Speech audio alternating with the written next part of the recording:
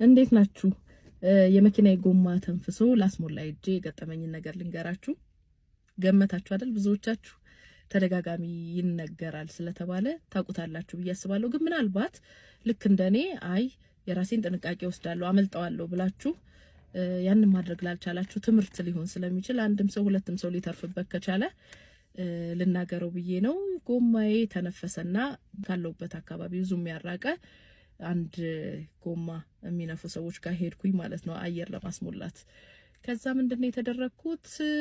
እኔ አስቤ የነበረው ምንድነው እየተዟዟርኩኝ እነሱ ያንን ነገር ሲያረጉ ካየው አይበሱትም እኔን ካዩ እንደዛ ብዬ ወጥቼ ጎርደድ አልኩ ምችለውን ያህል። ከዛ በኋላ ግን የሆነ ቦታ ላይ የተበሳ ነገር ሳይኖረው አይቀርምና ጎማሽ ልይልሹ ያለኝ ይሄኔ ጠረጠርኩኝ። የሆነ ቦታ ላይ አምልጦኝ ነው ወይስ ምን ሊፈጠር ይሆናልኩኝና እሺ እስቲ እንየው አልኩኝ። መጣ ውሃ ረገበት አረፋ ጎማው ላይ። ከዛ በኋላ የሆነ ቦታዎች ላይ አረፋዎቹ ወደ ላይ ማለት ጀመሩ። ያ ማለት የተነፈሰ ነገር አለው የሚለውን የሚያሳይ ነው። ይሄው እንዳልኩት ነው የተበሳ ቦታ አለው አለኝ። ያኔ ምን አልኩት? እዚህ ቤት ግን ከዚህ ቀደም ሰምቻለሁ እንዴ አይነት ነገር ታረጋላችሁ ሁሌ እንዴት ጎማ ሊተነፍስ ይችላል እናንተ ጋር ሰው ለማስሞላት ሲመጣ አልኩት። አይ አረኛ እንደዚህ አይነት ነገር አናረግም አለኝ። ብዙ አልተከራከረኝም። ግን ምን ማድረግ እችላለሁ እኔ ከዚህ በላይ ማስረጃ ሲያረጋው ስላላየሁት ዝም አልኩኝ። እንዴት ላርገው ታዲያ ይስተካከል ሲለኝ አይ እናንተ ጋርማ አላስተካከልም ብዬ ሌላ ቦታ ሄድኩኝ። ያኔ ምን አሉኝ? እንዴ አይነት ቦታ ነው እንዴ? እሱ እኮ የታወቀ ነው አታውቂም እንዴ እሱን ቦታ? አይ ሰምቻለሁ እኔም ግን ቢያንስ ካየኋቸው ያንን ነገር አያረጉም ብዬ አስቤ ነበር። የተጠነቀቅኩ መስሎኝ ነበር አልኩ። አይ ዘዴው ብዙ ነው አሉ። ውሃ በሚያደርጉበት ጎማውን በሚጠርጉበት ስፖንጅ ላይ ወይም ደግሞ እጃቸው ላይ እኛ ልናያቸው ማንችል መብሻዎች አሉ። ስለዚህ ጎማዬን አየር ላስሞላ ሄጄ 1-3 ቦታ በደንብ አስተንፍሰው ላኩኝ ማለት ነው። ከዛ በኋላ ደግሞ ምን ይላሉ? የሚገርመው ነገር መለጠፊያው ባለ 200 ብር ይሁን ባለ 400 ባለ እንትን ይሻላል፣ አንደኛው ይሻላል፣ ሁለተኛው፣ ሶስተኛው ይሄንን እኮ ከሌላ ቦታ ነው የሚያመጡት አሉ። እንደዚህ አይነት ቤቶች አብዛኛዎቹ እኔም የገጠመኝ አይነት ቤት ቦታውን ለማወቅ ከፈለጋችሁ ማስረጃ ስላለን ብንናገር ችግር ስለሌለው መገናኛ ለሞቴል አካባቢ ከአብዮት ትምህርት ቤት ትንሽ ወረድ ብሎ ያለ ቦታ ነው። እና እንደዚህ አይነት ቤቶች አንዳንዶቹ የሚሸጡት ነገር የላቸውም፣ ጎማ ብቻ ማደስ ነው ስራቸው። ስለዚህ የሚያገኙትን ገቢ የሚሞሉት ልክ እንደዚህ ጎማ ልታስነፉ ስትሄዱ አየር ልታስሞሉ ስትሄዱ ያችን አስተንፍሰው በመለጣጠፍ ብር የሚያገኙ ርካሽ ስራ ነው የሚሰሩ ናቸው ማለት ነው። ምን ማድረግ አለብን ብዬ አስባለሁኝ? ወደ ህግ ማቅረቡ አንድ ነገር ነው፣ ግን ደግሞ ህግ መረጃ ብቻ ሳይሆን ማስረጃ እጅ ከፍንጅ አንዳንዴ የሚጠይቅም ነገር ስላለው ያንን ማድረግ ላትችሉ ስለምትችሉ አንደኛ አንድ ጓደኛዬ እንዳለችኝ ጎማ አየር ልታስሞሉ ስትሄዱ ራሳችሁ ወጣችሁ ብቻ ማየት ስለማትችሉ ሁለት ብትሆኑ ይመረጣል። ሁለት ሰው ሲሆን አንዱ ከውስጥ አንዱ በደንብ ዞር እያለ የሚያይ ማለት ነው፣ እንዳያመልጠን። አንድ ሆኖ አልተቻለም። ሌላኛው ምን ማድረግ ይቻላል ብዬ አስባለሁ? ቦይኮት ማድረግ። እንደዚህ አይነት ቤቶች በጣም የሚታወቁ ከሆነ ማጋለጥ። ስለዚህ ሰው እዛ ሄዶ እንዳይጠቀም ገበያቸውን መዝጋት። ይሄ ግን ትልቅ ጥንቃቄ ይጠይቃል፣ ማስረጃ በደንብ ያለን ከሆነ ማለት ነው። ሌላ እንግዲህ በጠላትነት ሌላ ነገር እንዳይፈጸም የግድ ማስረጃ ያለን ልንሆን ይገባል። ስለዚህ ይሄንን በማድረግ ሌሎች ደግሞ በንጽህና ስራቸውን የሚሰሩ ሰዎች ስላሉ የነሱም ስም እንዳይጠፋ እናግዛቸዋለን ማለት ነው። ስለዚህ እስቲ እንደኔ እንዳይደርስባችሁ ተጠንቀቁ። አንድ ቀን ጓደኛዬ ግሮሰሪ በረንዳ ላይ ቁጭ ብዬ ጥድት ያለ መኪና የያዘ ቆንጆ ሱፍ ያደረገ ሰውዬ ይመጣል አለ። ከዛ መኪናውን አቁሞ ይገባና ቁጭ ይላል። ባለቤቱ የለም እንደ እዚህ ቤት ይላል። አራ አለ ብሎ አስተናጋጁ ውስጥ ገብቶ ይጠራዋል። ባለቤቱ ይመጣል። በጣም ረጅም ዓመት እንደሚያውቀው ወዳጁ እንደሆነ ሰው ሰላም ይለዋል ምናምን። ከዛ ምን ይቸግራችኋል? ምን የሚጎላችሁ ነገር አለ ምናምን ይለዋል ባለቤቱን። ከዛ ባለቤቱ ደግሞ ያው ምግብ ቤት አይደለ ዘይት ሰሞኑ በጣም ተወደደብንና ማግኘት አልቻለም፣ መስራት አልቻለም ምናምን ይላል።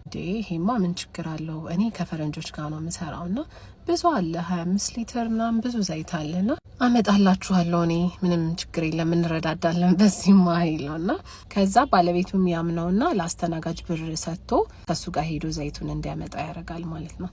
ከዛ ይሄ ሰውዬ ደግሞ አስተናጋጁን ጭኖት በራሱ መኪና ከቶታል 3 ቁጥር ማዞሪያ አካባቢ ነበር ግሮሰሪው፣ ወደ ብስራተ ገብርኤል ያመጣዋል። ብስራተ ገብርኤል ውስጥ ለውስጥ ያስኬደው ጋቢና ነበር የተቀመጠው አስተናጋጁ። ምንድነው ጫማ በዚህ ነው እንደምታስተናግደው ምናምን ሲለው አስተናጋጁ ደግሞ ምን ላርግ በዚህ ደሞዝ እንዴት ደህና ጫማ ልግዛ ብለህ ነው ይለዋል። ኧረ እኔ የፈረንጁን አመጣልሃለሁ ቆይ እዚህ ጋር ጠብቀኝ ምናምን ብሎ ከርቭ ላይ ያቆመውና እሱ ይሄዳል ማለት ነው አውርዶት ከርቭ ላይ። ከዛ በኋላ ቢታይ የለም። ይህን ታሪክ የላከልኝ ሰውዬ በሰዓቱ ፖሊስ ነበርኩኝ አለኝና ጎተራ አካባቢ አንድ ጣቱ ቆራጣ ሰውዬ ታስሮ እንዴ ይሄ ሰውዬ ነው ብዬ ለጓደኛዬ ደወልኩለትኝና እውነትን መጥቶ ሲያየው እሱ ነው። የሚገርማችሁ ከሰበታ እስከ መሀል አዲስ አበባ ድረስ ያልዘረፈው ሰው የለም በተለያየ መንገድ። ይሄ ማለት የምታስታውሱት ከሆነ ለምግብ ቤት አጭበርብሮ 20 ሺህ ብር ተቀብሎ ምናምን ብዬ የሰራሁላችሁ ታሪክ አይቶ ነው ይሄ ሰው ይሄን ታሪክ የላከልኝና ከ12 አመት በፊት የተደረገ ታሪክ ነው አሁን የነገርኳችሁ። ኢማጂን እስካሁን ይሄን ስራ እየሰራ ነው ያለው እዚሁ ከተማ ላይና በአቅራቢያ የምታውቁት የቅርብ የሆናችሁ ሰዎች መቼም ይሄ ሰውዬ ሰፈር ይኖረዋል አይደል? አውራጣቱ ቆራጣ የሆነ ሰውዬ አጠር ብሎ ሞላ ያለ ነው። በጣም ነው የሚዘንጠው። አለባበሱ ሽቶ ምናምን እንዳልሹ ነው ያለኝ ሰውዬውና ፎቶ አንሱትና ቢያንስ ፎቶ ተፖስቶ ሌላው ሰው ይዳን። ፈጣሪ ጠብቃችሁ። ሰላም እንዴት ናችሁ? ደህና ናችሁ ወይ? ዛሬ የምናገረው ስለ ኢትዮጵያ አራጣ አበዳሪዎች ነው።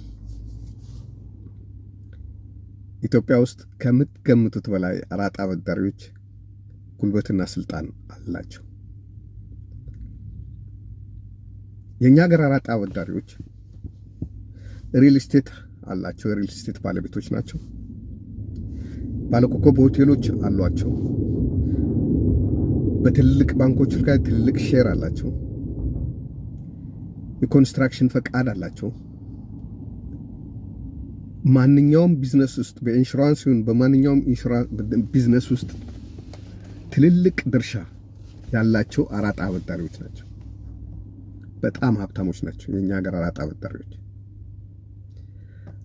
እነዚህ አራጣ አበዳሪዎች በጣም ፌር ባልሆነ መንገድ ሰዎችን በተለይ ጥሮ ግሮ ሀብት የሚያፈሩትን ሰዎች ከጫወታ ውጭ የሚያደርጉ ናቸው። ረጅም ጊዜ ይሆናል አንድ ትልቅ ባለ ሀብት ስልክ ደወሉኝና ላገኝ እፈልጋለሁ አሉኝ። ብፌ ደለጋር ነበር የቀጠሩኝ። ብፌ ደለጋር ተገናኘን፣ ምሳ በላን፣ አብረን ተጫወትንና መኪና ውስጥ ለ3 ሰዓት አብረን ቁጭ ብለን አወራን። እያለቀሱ ነበር የሚያወሩኝ። አራጣ አበዳሪዎች ምን እንደሚያደርጉ በዝርዝር እያስረዱኝ ነበር። ማስታወሻ መያዝ ትችላለህ ብሎኝ የአጀንዳዬን ግማሽ ነው ማስታወሻ ያዝኩት።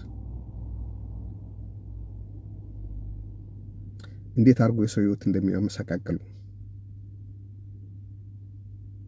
አንድ ሰው ያው ሀብታምም ቢሆን ሁሉ ጊዜ የጀመረው ፕሮጀክት ሲኖር አንዳንዴ ከጁ ብር ያጥረዋል። ለምሳሌ አስመጪና ላኪ ከሆነ የሆነ ሰው ወይ ከውጭ ዕቃ የሚያስመጣ ሰው ያለውን ገንዘብ በእቃው ላይ ያውልና በመንገድ እየመጣ መርከብ እየገባ ምን እያለ ገዳ ከጅቡቲ ጀምሮ ያሉ ፕሮሰሶች ውስጥ ሲያልፍ እጁ ላይ ያለው ገንዘብ ያልቅና መጨረሻ እቃውን የሚያስወጣበት ያጣል። ገንዘብ እንዳሁን አረከሰም ነበር። የዛን ጊዜ 20 ሚሊዮን 10 ሚሊዮን ሲባል ብዙ ብር ነበር። 10 ሚሊዮን 20 ሚሊዮን የሚያወጣ እቃ ከጉምሩክ ለማውጣት ለሚከፈለው ቀረጥ ምናልባት የሚያስፈልጋቸው 2 ሚሊዮን 1 ሚሊዮን ሊሆን ይችላል። ያን ገንዘብ ያጣሉ። እንደምታውቁት የኛ ሀገር ባለሀብቶች ንብረታቸውን አስይዞ በባንክ ስለሚበደሩ ምን ስለሚሉ የሆነ ሰዓት ላይ እንደ ልብ የሚንቀሳቀሱበት ነገር የላቸውም። ለኛ ነው ገዝፈው የሚታዩን። ጥሩ መኪና ይነዳሉ፣ ጥሩ ቤት ውስጥ ይኖራሉ፣ የቤታቸው ነገር ምንም አይጎልም፣ ልጆቻቸው በስርዓት ይማራሉ። ግን አንዳንዴ ስታክ ያደርጋሉ። ስታክ ሲያደርጉ ወዴት ነው የሚሄዱት? ወደ አራጣ አበዳሪዎች ነው። አራጣ አበዳሪዎቹ ጋር ሲሄዱ የሚጠይቋቸው እነዛ ምንድነው ያለን ዋስትና ይሏቸው። አይ ከባንክ ብድር ጠይቄያለሁ፣ እንደዚህ አይነት ባንክ ይሄን ያህል ብር ፈቅዶልኛል፣ በዚህ ቀን ይሰጠኛል ሲሉ አራጣ አበዳሪዎቹ እስከ ባንክ ድረስ ሄደው ያረጋግጣሉ። ከዛ በኋላ በዚህ ቀን አሁን እንሰጠው ፈቅደናል ሲሉ ወይ ቼክ ደረቅ ቼክ ያስፈርሙና ወይ ሆነ ነገር መያዣ ይዞ ይሰጧቸዋል። ከዛ ሰውየው ጉዳዩን ተፍተፍ ሲል እቃውን ሲያከፋፍል ምን ሲል ይቆይና ያ በተባለው ጊዜ ባንክ ሄዶ የተባለውን የተፈቀደለትን ሊወስድ ሲል እነዚህ አራጣ አበዳሪዎች ገንዘቡ እንዳይሰጥ ያጉላሉታል። ወይ ማናጀሩ እንዳይፈርም ወይ እንደገና ወደ ኋላ እንዲመለስ የብድር ጥያቄው እንደገና እንዲጀመር እንደዚህ በማድረግ ያ ቀን ሲያልፍ ደግሞ እጥፍ ነው ገንዘቡ የሚጨምርላቸው። እንደዚህ እያደረጉ ከጫወታ ውጭ ያደርጓቸዋል። አራጣ አበዳሪ ባለስልጣን የተባለ ሁሉ በእጁ ነው። ዳኛ ብትሉ፣ አቃቤ ሕግ ብትሉ፣ ፖሊስ ብትሉ፣ በመንግስት ባለስልጣን በሚኒስቴር ደረጃ ያሉት ኢምፖርታንት ሰዎች ብትሉ፣ በፖለቲካ ተሰምነት ያላቸው ሰዎች ብትሉ፣ ሁሉም አይደሉም። አንዳንዶቹ ይዟቸዋል።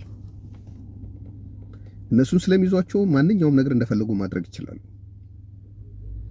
የፍርድ ቤት ትዕዛዝን በሌላ ፍርድ ቤት ማሻር ይችላሉ። ገንዘብ ያወጣሉ፣ ሰው ይገዛሉ። እና አራጣ አበዳሪዎች ሀብታሞች ናቸው፣ ጉልበት አላቸው። ባለስልጣን አይሾሙም፣ ግን የተሾመውን ባለስልጣን ወዲያው ለመቆጣጠርና በእጃቸው ለማስገባት ቀላል ነው።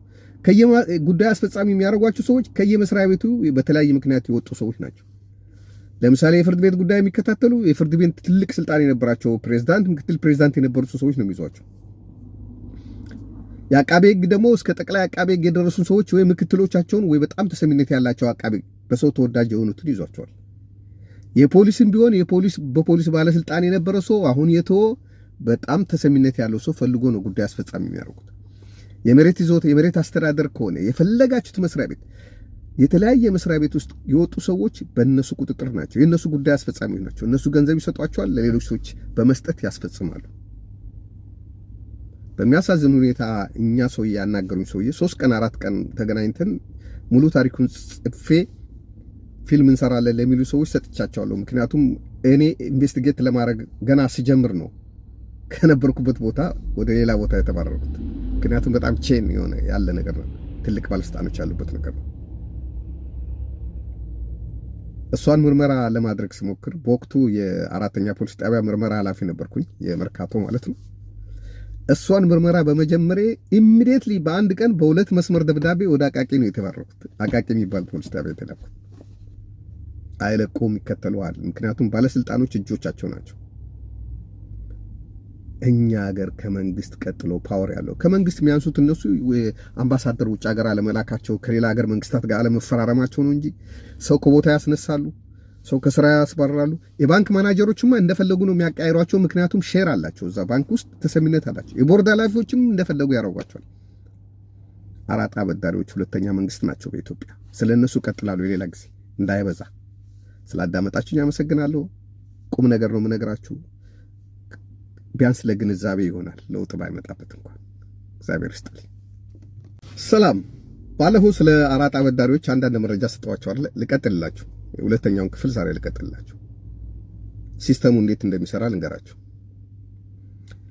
የሚገርማችሁ ነገሮች ተበዳሪዎችና አበዳሪዎች ባለሀብት ነንስ ብለው በአንድ አክት የሚያደርጉ ስለሆነ በተመሳሳይ ቦታ የሚያመሹ ናቸው። ውድ በተባለ ቦታ የሆነ ቦታ ሂልተን ሊሆን ይችላል፣ ሸራተን ሊሆን ይችላል፣ ቦሌ ባሉ በሚዘጉ ቤቶች ይሆናል። በጣም ውድ ነገር በሚሸጡባቸው ቦታዎች ላይ አብረው የሚያመሹ ናቸው። አራጣ አበዳሪዎች ባለሀብቶችን በጣም ይንቋቸዋል፣ ይገርማቸዋል። ምክንያቱም አራጣ አበዳሪ ብዙ የሰው ብር ስለሆነ የሚያገላብጠው። ምክንያቱም የሆነው ብር ይሰጣል፣ ከአንዱ አጭበርብሮ ይወስዳል። ምክንያቱም 1 ሚሊዮን አበድሮ እኮ 5 ሚሊዮን ነው የሚቀበልህ። ወጥመድ ሰርቶ ነው የሚያበድርህ። በጣም የሚያሳዝነው ነገር የተረዳሁት ነገር ከዛች ከአራጣ ማበደር እንትን ቤተሰባዊ ግንኙነት ያደርጉና ቤት ይጠራራሉ። ለምሳሌ አንዱ ልጁን ካስመረቀ፣ አንዱ የሆነ ነገር ቤት ውስጥ የሆነ ድግስ ካረገ፣ የበዓላት ድግስ ካለ ማለት የሆነ ዝክር ነገር ምናምን ካለ ይገባበዛሉ። ቤተሰብ ለቤተሰብ ይተዋወቃሉ። የተበዳሪውና አበዳሪው አራጣ አበዳሪው በጣም ቅርብ ይሆኑና ቤት ይመጣል፣ ሚስቱን ያውቃል፣ ምን ይላል፣ ይግባባል ምናምን። መጨረሻ ላይ ይሄ አበዳሪ ገንዘብ የተበደረው ሰውዬ ገንዘብ መመለስ ሲያቅተው ጊዜ እንዲገፋለት ሲለምነው 1 ወር ሲሰጠው፣ ውሸቱን ነው ግን ስላስፈረመው ከዛ ቀን ጀምሮ ሁሌ ወለድ ያስቆጥርበታል። ግን ለቃሉ 1 ወር ሰጠው 2 ወር ሰጠው እያለ ሲለው ሰውየው አንዳንዴ ገንዘብ የሚያገኝባቸው መንገዶች ሁሉ ዝግ። ዕቃ ለመሸጥ ቤት ልሽጥ ብለው ሲነሱ ደላላ በመላክ በማፋረስ ምን በማለት እንዳይሸጥ የሱን ገንዘብ እንዳይከፍል ብቻ እንዳይሸጥ በማድረግ ያጓትቱባቸዋል። በማንኛውም መንገድ ገንዘብ ሊያገኙ ገንዘብ በምን ልታገኝ ነው ብሎ መጀመሪያ ስለሚጠይቋቸው ገንዘብ የሚያገኙባቸው መንገዶች ሁሉ በገንዘብ ይዘጉባቸዋል። በኋላ ቀኑ ሲደርስ እቃዬን ሊያሳግድብኝ ነው፣ ንብረቴን ሊያሳግድብኝ ነው፣ ቼክ ሊያስመታብኝ ነው ብሎ ሲፈሩ እስቲ አንቺ ደውይለት ብሎ ለሚስቱ እስቲ አንቺ ደውይለት ዛሬ ሃሎ ማን በል አንተ ነኝ እንትና ባለቤት ነኝ ደህና ነሽ እንዴት ነሽ ምንድን ነበር አይ እንዲህ ያ ገንዘብ እኮ አንቺ እስቲ ለምኙ ብሎ ባለቤቴ በጣም ተጨነቀ ያምር አይ እሱ ብርማ እንትን በቃ እኮ ጊዜው አለፈ ምናምን ቼኩንም እኮ እንዲያስመቱ ሰጥቻለሁ ለባንክ ምናምን ይላል። ኧረ በእግዚአብሔር ምናምን ብሎ በቃ በስም ይለምኑታል። እሺ ላንቺ ብዬ 1-2 ወር ሰጥቻለሁ ይላል። 2 ወር ሲደርስ ሰውየው መክፈል ካልቻለ አሁን ሚስቱ እንደደውል ያደርጋል። መጨረሻ ሂጂና ለምኙ ይላል። ይተኛቸዋል ሚስቶቻቸው እንደተኙባቸው ስላወቁ ተናደው ራሳቸውን ያጠፉ ብዙ ናቸው። አራጣ ተፍጨርጭሮ ያደጉ ባለሀብቶችን እያጠፋ ነው። ሞኞች ናቸው ወይ ለምን አያስቡም ምናምን ልንል እንችላለን። ግን አራጣ አበዳሪዎቹ በጣም ጨካኞች ናቸው። እነዚህ ናቸው እንግዲህ ኢትዮጵያ ውስጥ ባለሀብት ጥራ ምናምን ሲባል ባለሀብት ከፊት ቢጠሩላችሁ አንዳንዶቹ አራጣ አበዳሪዎች ናቸው። ይቅርታ አራጣ አበዳሪዎች እኔ ነኝ የተናገርኩት። አርሰናል እንዳጠሉት ከፈለጋችሁ ነው የምትላት ትችላላችሁ። እና እንደዚህ አይነት የገዘፉ አይን ያወጡ የማፊያ ስራዎች የማፊያ የሚባለው እኮ ይሄ ነው። ሲስተም መቆጣጠር ነው። መንግስት ደሞዝ የሚከፍለውን ባለስልጣን ለአንተ የሚሰራ ከሆነ ምንድነው ሲስተሙን እኮ አቢዩዝ አድርገዋል ማለት ነው። ወደዚህ ያንተ ነው ማለት ነው። የመንግስት ሳይሆን ያሰው ዳኛው ያንተን ጉዳይ የሚከታተል ከሆነ አቃቤ ሕጉም ያንተ፣ ፖሊስም ያንተ፣ ህግ አውጪውም፣ ተርጓሚውም፣ አስፈጻሚውም በአንተ ቁጥጥር ስር ከሆነ የምክር ቤት አባሎቹን አንተ መቆጣጠር የምትችል ከሆነ ማለት ሁሉንም ባይሆን ጥቂቶቹ አዲስ ህግ እንዳይወጣ ጭምር እኮ ነው የሚከታተሉት። በፍትህ ሚኒስቴር ውስጥ ጥናትና ምርምር የሚያደርጉትን ሰዎች ሁሉ አንድ ላይ ያደርጓቸዋል። አራጣ አበዳሪ ታሰረ ሲባል ማቆ በኢህአዴግ ጊዜ የሆነ ጊዜ አንድ ሰው ነው 2 ሰው ታስሮ ነበር። ግን ኢትዮጵያ ውስጥ ያለው አራጣ አበዳሪ በጣም ብዙ ነው። በአሁኑ ሰዓት ፎቅ ይሰራሉ፣ መሬት በሊዝ ይገዛሉ። በውድ የሚገዙት አንድ ነገር በማያወጣው ዋጋ የሚገዙት እነሱ ናቸው። መኒ ላውንደሪ ነው። ልጆቻቸውም የሀብታም ልጆች ነን የሚሉት እነሱም ሀብታም ይጫወታሉ። ጋርድ የታጠቁ ጋርዶች ናቸው ያሏቸው። ወደ እነሱ የምትደርሱበት ምንም መንገድ የለም ካልፈለጉ በስተቀር። የሀገር መሪ ማግኘት ይቀላል እነሱን ከማግኘት። እያንዳንዱ ቦታ ሊልኩት ያዘጋጁት ሰው አለ። ግደል ቢሉት ሊገድል የተዘጋጀ የሚከፈለው አለ። ማአት ደላላ አላቸው። እነዚህ ትንሽ መንግስት አይደሉም። እኔ እንኳን ለብዙ ዓመት ማቀውን ነገር አሁን ገና መናገሬ ነው። ያኔ ፊልም እንሰራለን ለሚሉ ሰዎች በደንብ ጽፌ ሰጥቻቸው ነበር። ለማምናቸው ነበር የሰጠኋቸው። የሆነ ፊልም ተሰርቷል፣ ግን በደንብ ገላጭ አይደለም ያን ያህል።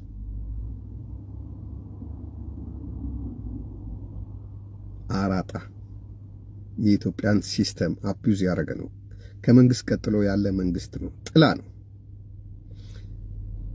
ሁሉም ባለስልጣን ለአራጣ አበዳሪዎች እያጎበደደ ነው። ወይ በግድ ወይ በቀጥታ እምቢ ያለ ከቦታው ይነሳል። ያልኩ ያለሁት በፖለቲካ ውስጥ ጣልቃ ይገባሉ ማለት አይደለም። ፖለቲካ አይነኩም፣ እነሱ ብልጥ ናቸው። ኢኮኖሚውን ግን እየተቆጣጠሩት፣ ባንኮችን እየተቆጣጠሩ። ባንክ ውስጥ የቦርድ ሊቀመንበሮችን የቦርድ አባሎች ሲመረጡ ከፍተኛ ተሳትፎ ያደርጋሉ። አብዛኞቹ 30%፣ 20%፣ 10% ባንክ ሼር አላቸው። በልጆቻቸው በምናምን ስም የባንክ ማናጀሮችን ምናምን ማስነሳት ይችላሉ። ሰው የጠየቀውን ነገር ከፈለጉ ማዘግየት፣ ከፈለጉ ማስፈጠን ይችላሉ። ሲስተሙን አቢዩዝ አድርገውታል። ለሚገባው ሰው የተናገርኩት፣ ሁሉም ሰው ላይገባው ይችላል። አንዳንዶቹ ምን አገባህ ሊሉም ይችላሉ። ግን አገር ያጠፋል። አገር ከሚያጠፉ ነገሮች አንዱ ሲስተም በግለሰቦች ቁጥጥር ውስጥ ከገባ አገር ትወድቃለች። የተረፈችው እንኳን ብትኖር ማለት ነው። ስላዳመጣችሁኝ አመሰግናለሁ። ከዚህ በላይ ወሬ ቢበዛ በምን አይጫንም ይባላል። መልካም ጊዜ። እግዚአብሔር ይስጥልኝ። አይፎን 13 ስልኬን የሰረከኝ ልጅ አጨብጭቤልሃለሁ። እንደዚህ አይነት አሰራር እኔ ፊልም ላይ ሁሉ አይቼ አላቅም።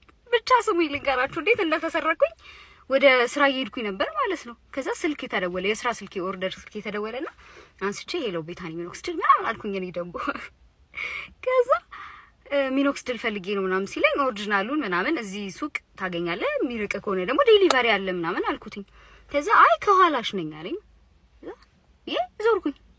ከዛ ነጭ ቲሸርት ነው የለበስኩት ምናምን ብሎ እንደዚህ ጁስ ያሳየኝ አንተ ነህ ምናምን ብዬ ከዛ የፈለኩትኝ 2 ነው እና እጅሽ ላይ ካለ ስጭኝ አለኝ። አጋጣሚ ደግሞ እጄ ላይ ነው ያለው። ከዛ እንካሽ ምናምን ብዬው የምትከፍለው ሲስታሪ ስለሆነ ቻቻትና እየመጣች ነው እንጠብቃት አለኝ። ከዛ እኔ እሺ እንጠብቃት ብዬ እስከዛ ወሬ ጀመርን ከልጁ ጋር ሞቅ ያለ ጨዋታ ጀምረን ምናምን ጺሙ እንደዚህ ጉፍ ብሏል ልጁ ምናምን በሚኖክስድል ያደገል ምናምን አው ስንት ወር ሆነ? 1-5 ወር ነው የመጠቀም ከጀመርኩኝ ምናምን አለኝ። ከዛ እስኪ ቢፎርን አሳየኝ ብዬው ቢፎሩን እያሳየኝ ምናምን ልጁ ካለ መኖር ወደ መኖር ነው የመጣው በጺሙ ምክንያት። ማሏሻው ነገር በጣም ነው ያማረበት። ከዛ ሲስተሩ መጣች፣ እሱን እያወራን መጣችላችሁና እሷን ግንባሯ እንደዚህ ቤቤሯ ድፍት ብሏል ምናምን። ከዛ ያንቺም እንደዚህ ነው አው ምናምን ቢፎሪን ላሳይሽ ብላ ለሁለት ጀነጀን ቢፎሪን ምናምን እያሉ ከዛ አሳይተውኝ ምናምን እንክፈል ምናምን ብሎ ሞባይል ባንኪንግ አልሰራም አለኝ ምናምን ማለት ጀመረች እትየው። ከዛ ችግር የለም እሺ እስኪገባ ቆሜ እጠብቅሻለሁ ብያትኝ ልክ ያለው ገባ አለችኝ። አብረን የቆምነው ሶስታችን። ከዛ ላየው ስልኬን እንደዚህ አድርጌ ውጥት ታረጋለሁኝ መንጥቆኝ እየሮጣ ወዴት ቢሮ ጥሩ ነው ደግሞ ይገረመኝ ነገር ሜክሲኮ ወዳለው ኬኬር ህንጻ እዛ አካባቢ ነበር የተገናኘ ነው። ከዛ ኬኬር ህንጻ ውስጥ እየሮጣ ግብት ልጁ እኔም ተከትየው የሚገርም ጫማ ነው ያደረኩትኝ አሯሩጬ ግብት ህንጻ ውስጥ። ከዛ እየሮጣ 6ኛ ፎቅ ላይ መውጣት ምንድነው አልኩኝ፣ ግራ ገባኝ እኔ። ከዛ ተከትየው ስወጣልሽ እንዲመጣጠፊያ ነገር አለች ወደሱ ታጠፍ እኔም ጥፍ። ከዛ ፋይናሊ ምን ላይ ቆማል 646 ዝባራ እንደሚል የቤት ቁጥር ላይ ያ የቤት ቁጥር የማን ነው? የኔ ሱቅ ነው። ሚኖክስድልና ኮስሞቲክስ የምሸጥበት የኔ ሱቅ ነው። እዛ ምን ሊሰራ እንደገባ አላውቅም ብዬ ነው ያየሁት። ምንድነው ምናምን ስለው ስለምቸኩል እኮ ነው አሁን ፍላይት ስላለብኝ 6 ሚኖክስድል እንድትሰጪኝ ነውና ስልክሽን ነጥቄሽ የሮጥኩኝ ስለቸኩልኩኝ ነው እንድትሮጭልኝ ነው ብሎ እንደዛ ነገረኝ። ኤኒዌይስ ምን ልላችሁ ነው አሁን በነገርኳችሁ አድራሻ ኦሪጂናል ሚኖክስድል ማግኘት ትችላላችሁ ነው። ስልኬም አልተሰረቀም ልጁም አልመጣም። የውሸት ታሪክ ነው እንድትሰሙኝ ብዬ ነው። አመሰግናለሁ። መምጣታችሁ እንደቀጠ 7 ቢሊዮን 735 ሚሊዮን ቁጥሩን አንዴ ልድገመው ጃል 7 ቢሊዮን 735 ሚሊዮን ኢትዮጵያ ንግድ ባንክ ላይ በተደረገ ሳይበር ጥቃት ከኢትዮጵያ ንግድ ባንክ ላይ ወደ ቀጫንሼ ትሬዲንግ ወደ ተባለ የንግድ ተቋም መተላለፉን ከዚህ በፊት በሶሻል ሚዲያ ሲዘዋወር የነበረ ዜና ነው። ያን ሰሞን የባንኩ ፕሬዝዳንት አቤሳኖ ብቅ ብለው የመስረቅ ሙከራ ተደረገብን እንጂ ብሩን ከአካውንታችን አላስወጡትም የሚል መልስ ሰጥተውን ነበር። ቀን ደረሰና ትላንትና በዋለው የፍርድ ቤት ችሎት የኢትዮጵያ ንግድ ባንክ ላይ 7 ቢሊዮን 735 ሚሊዮን የሰረቁ 14 ሰዎች ተከሰው 13ቱ ተይዘው ፍርድ ቤት ቀርበዋል። ከነዚህ ውስጥ 2ቱ የብሔራዊ መረጃና ደህንነት ሰራተኞች ናቸው የሚል ዜና ልንሰማ በቃን እላችኋለሁ። ብራዘርስ ይላል እንዴት ናችሁ? ከሲኒማ ቤት ሴኩሪቲ ጋር በተያያዘ ያው ብዙ ጊዜ በኢትዮጵያ የሲኒማ ታሪክ በተለይ ከቅርብ ጊዜ ወዲህ ማለት ያው ያለፉትን 10 ዓመታት ኦልሞስት ብዙ ፊልሞች ይሰረቁ ነበር፣ በጣም ይሰረቁ ነበር እና በጣም በሚያስቅ ሌቭል ማለት ነው። የሚሰረቁበት ምክንያት በጣም ሶ ሲሊ ይኸውላችሁ። አሁን ኢትዮጵያ ውስጥ ኤርናሞል ድሮ ነበረ የውጭ ሀገር ፊልሞችን የሚያሳይ ማለት ነው እና የኤርናሞል የሆሊውድ የሚያመጣቸው ፊልሞች ተሰርቀው አያውቁም። ነገር ግን የኢትዮጵያ ፊልም ግን እንደ ጉድ ይሰረቃል። ለምን ይመስላችኋል? ማለት የኤርናሞልን የሚያክል ፊልም በቶረንት ራሱ ሳይት በኢንዴክስ ምናምን አድርጋችሁ ስንትና ስንት ገንዘብ መስራት የምትችሉበትን የአሜሪካ ፊልም ሳይሰረቅ እንዴት ኢትዮጵያ ፊልም ይሰረቅ ይቻላል? ቴክኒካሊ ኢትስ በጣም ማለት የሚጠቀሙት የነበረው ሲስተም ዲቪዲ ላፕቶፕ ምናምን ነው። እና ደግሞ ፋይሉ ምሳሌ ፋይሉ ኮፒ ተደርጎ የሚመጣው ፋይል ኤች.264 1 ጂቢ ቢበዛ ማክሲመም 2 ጂቢ ቢሆን ነው። አረ ብዙዎቹ 500 ሜጋባይት ምናምን የነበሩ ነበሩ። ሲኒማ ቤት ሄዱ ፊልም የሚያሳዩበት ነው። ይቅርታ አድርጉልኝ። ከዛ እንዴት መሰላችሁ የሚያሳዩት 30 ሲኒማ ቤት ነበር እንበል። ያኔ በነበረው 30 ነው 40 ነው 35 ሲኒማ ቤት ነበር። 30 ሰው ይላካል ሲኒማ ቤት ሊያሳይ በሲዲ ሊጠብቅ ቁጭ ብሎ በጣም ኋላ ቀርነት ማለት ነው። ሌላ ሌብል ኋላ ቀርነት በቃ ማለት 30 ሰው ትልካለህ ማለት በጣም በሲሪየስ መንገድ ነው። በፊልም ስርቆት ምክንያት የተፈጠረው ኪሳራ በጣም በቃ ሲሊ ነገር ነው። ለምን እንደሆነ ታውቃላችሁ ማለት ነው። ሲስተም አለ። ያ ሲስተም ዲሲፒ ሲስተም ይባላል። ዲሲፒ ማለት ዲጂታል ሲኒማ ፓኬጂንግ ይባላል። አንደኛ ዲጂታል ሲኒማ ፓኬጂንግ ብዙ ጥቅሞች አሉት። አንደኛ ኳሊቲውን በደንብ አድርጎ ኤክስፖርት ፋይሉ ምሳሌ ኤዲት የተደረገበት ኤክስፖርት የሚሆነው ፋይል በኳሊቲ እንዲታይ። ሁለተኛ ደረጃ ደግሞ ሴኪዩሪቲ ነው። ለምን በሉኝ፣ አንደኛ የሚመጣው ፋይል ግዴታ ዲሲፒ ሰርቨር ያስፈልጋል ለማንበብ። ዲሲፒ ሰርቨር ማለት ነው በሚያስቅ ሁኔታ አሁን ራሱ ዋጋው ስንት እንደሆነ ታውቃላችሁ? 500 ሺህ ብር። አሁን ለአንድ ሲኒማ ቤት 500 ሺህ ብር ማውጣት እንዴት ነው የሚከብደው? እስኪ ታስቡት። ሰና ሴት ደግሞ በየጊዜው የሚወጣ እንትን አይደለም፣ ኮስት አይደለም። አንዴ ተተክለዋለ በየጊዜው የምትጠቀምበት ነው። ነገር ግን እሱን ላለማውጣት ተብሎ የተፈጠረው ኪሳራ ከፊልም ስርቆት ጋር በተያያዘ በጣም አስቂኝ። ስለ ፕሮጀክተር ኳሊቲ ምናምን ተዉት። እሺ ፕሮጀክተርን እንቶ ሴኪዩሪቲ ዋይዝ ዲሲፒ ሰርቨር ላለመግዛት ብለው ነው ያ ሁሉ ፊልም ሲሰረቅ የነበር እና አንዳንዴ ልቤን ድክም ሁሉ ይለኛል። በቃ አንዳንድ በቃ የሚወደቅበት አወዳደቅ ምክንያቱም ስትሰሙ በቃ አንጀት ነው የሚበላው። ይኸውላችሁ ዲሲፒ አንዱ ፋይል ስንት እንደሆነ ታውቃላችሁ? 120 ጂቢ 200 ጂቢ ሊሆን ይችላል። በጣም ይኸውላችሁ አንድ ነገር ልንገራችሁ። እኔ ፊልሜን ሮሜኒያ ሀገር በዲሲፒ ያሳይቻለሁ። በዲሲፒ ኢትስ ኖት ኮምፕሊኬትድ። ሲጀመር ተዉትና ኮስት ይኑረው ቢባል እንኳን የሆነ ጊዜ ላይ ኮስት ነበረው። አንድ ፊልም ወደ ዲሲፒ ኮንቨርት ለማስደረግ የሆነ $2000 ነው እንደዚህ ነው የሚጠየቅ ነበር። በጣም በቃ ኢትሶ ኢመንት ለአንድ ፊልም ኢመንት ስንትና ስንት ብር እየወጠደ ፊልም ግን በጣም ኋላ ቀር ሲስተም። ሲኒማ ቤቶች ችግር አለባቸው። አሁን የሲኒማ ቤቶች ችግር ደግሞ ፊልም ሰሪው አስገድዶት ግዴታ ፊልም ሰሪው በዛ ሲስተም በጣም በኋላ ቀር በሆነ በማያወታ በላፕቶፕ በምናምን እያሳዩ ፊልም ሰሪውንም ጎዱት። እራሳቸው ሲኒማ ቤቶቹ ደግሞ ክስር አሉ በስርቆት ምክንያት። እችን ላለመግዛት እችን ሲስተም ሴታፕ ላለማድረግ ተዉት። 7.1 5.1 ሳውንድ ሲስተም የሲልቨር ስክሪን ፕሮጀክተር እሱ ይቅር። ሴኪዩሪቲ በአግባቡ አሁን በጣም ጥቂት ሲኒማ ቤቶች ነው የሚታየው። እሱም እኔ እንዴት አድርገው ሴኪዩሪቲውን ኪፕ እንደሚያደርጉት አላቅም። ዲሲፒ ይጠቀሙ አይጠቀሙ አላቅም። ግን በቃ እኔ ኦልሬዲ ለነገሩ አሁን የሲኒማ ሲስተም አሁን የሲኒማ ቢዝነስ ሞቷል። ግን እነ ሴንቸሪ ሞል በሉ ምን በሉ ልንገራቸው፣ የውጭ ሀገር ፊልም ዲሲፒ ሲስተም ከሌላችሁ ማግኘት አትችሉም። በቃ በጭራሽ ማንም አይሰጣችሁም። ሲጀመር ሃርድ ድራይቭ ነው የሚላክላቸው። ኢንክሪፕትድ ኮድ አለ በየሳምንቱ የሚቀያየር። አንዳንዱ ደግሞ ሃርድ ድራይቭ እንኳን ባይላክም ግን በኦንላይን ሲስተም አለ። አሁን ደግሞ አዲስ የተፈጠረ ማለት ነው። ዳውንሎድ አድርገው እንትን የሚባልበት ምናምና ኤቭሪቲንግ ግን ሴኪዩር ነው። በቃ ግዴታ በፒሲ እንደዚህ ኮፒ ፔስት ነው የሚደረግ ነገር የለም። ዲሲፒ ሰርቨሩ ላይ ነው የምትከፍቱት። በቃ ሌላ ምንም ዳዝ በቃ ያን ያህል እንትን አይደለም። እና ዲሲፒ ሰርቨር በቃ የዓለም አቀፍ ሲስተም ነው። ምንም ኮምፕሊኬት ያን ውድ ደግሞ አይደለም። በመሰረቱ ውድ አይደለም ሲጀመር 500 ሺህ ብር። አሁን 500 ሺህ ብር ካልኳችሁ ድሮ ምናምን 100 ሺህ ብር ምናምን ማለት ነው።